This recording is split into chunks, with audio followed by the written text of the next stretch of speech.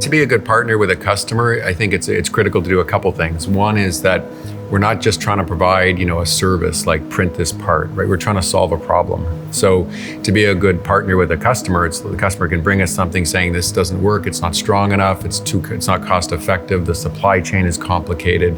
I've got 8 parts and it's super complicated to make this assembly. And we can try to solve that problem. So we can engineer, we can work with them to co-engineer, develop a solution together, design a whole new component.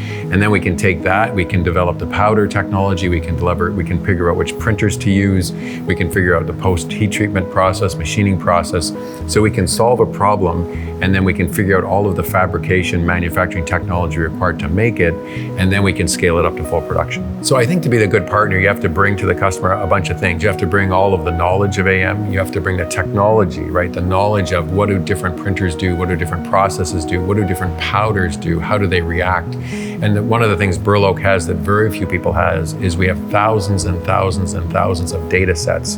We can bring to the customer, what does it mean with this aluminum powder, with this type of printer and that type of process? What does that deliver as opposed to this component, this metal, this printer, this process?